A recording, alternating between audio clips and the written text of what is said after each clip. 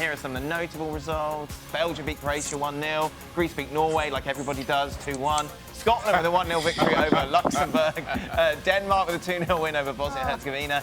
The Dutch beating Georgia by 3 goals. And then let's start off, shall we, with England against Romania. Just a 1-goal, Marcus Rashford scoring in the second half.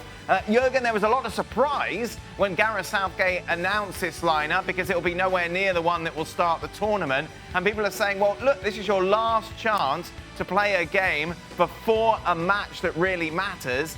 Did Gareth Southgate make a mistake making this lineup? Jurgen, just take us into his mindset. What's he thinking? Well, as a manager going into a tournament, you always have kind of different options. One is you go with your first 11 and you get them going and get them a rhythm.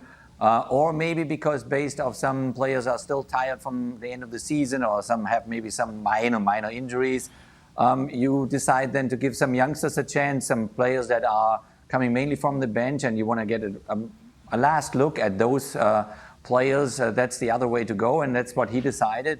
I think overall they did fine. They should have scored a couple more goals, England, in that game. Romania mainly was playing the whole 90 minutes on a counter break tactic, understandably.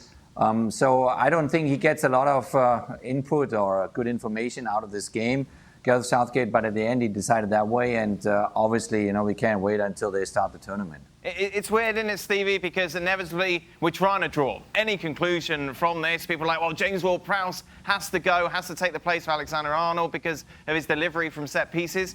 We know that. Gareth Southgate has known that all season, that Ward-Prowse is good at set pieces. This sort of performance won't change his mind whatsoever, will it? No, not at all. And listen, Jurgen probably knows this better than the rest of us. When you're taking a side into a championship and you've got a squad of 26, right?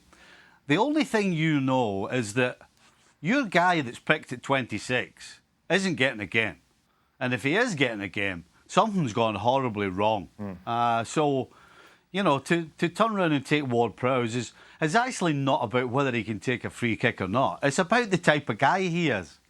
You're 26, probably from 20 to 26, it's about having decent quality that's not going to affect training. The quality is going to be good on the training field.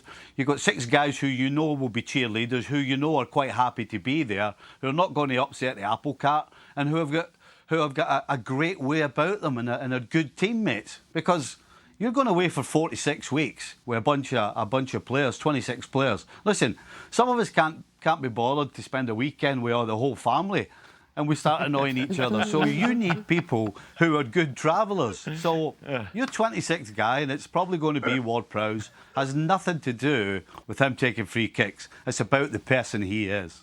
Does that make sense, Jurgen? Absolutely makes sense. It's really about chemistry. I mean, they go now, obviously they have a short preparation because the season went far longer than it usually does. They have only 2 friendlies.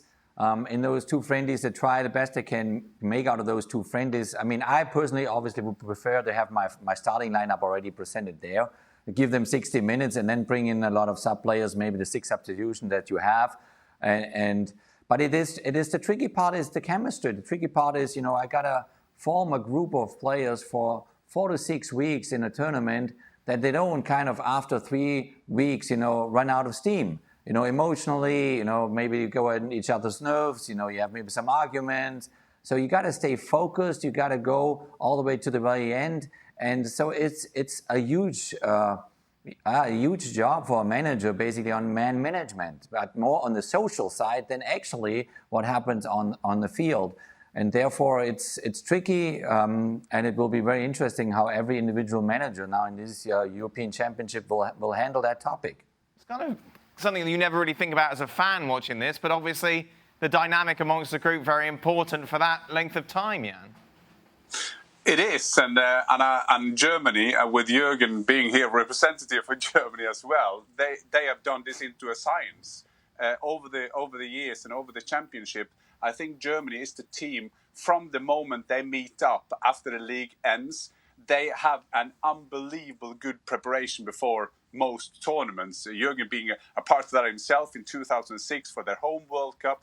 And you see it so often that all these preparations, yes, socially is very important, but so are all preparations going into a World Cup or the Euros. And I remember back in South Africa at the World Cup when Germany played England, I mean, the German team had played with a match ball of the World Cup for like 6 months, and England more or less got them the same week. So this should not be underestimated. The time they're using now before the Euros is so important. Also, the fact that they're coming from a very difficult and different season with the pandemic going into that season. So Gareth Southgate made a choice today that he wanted everybody to feel involved. Everybody will get a cap and go on from there. And then we know if you win the first game, you did everything right, and if you lose, you made it wrong. But the social thing is important, but so is all the practical stuff going into a championship.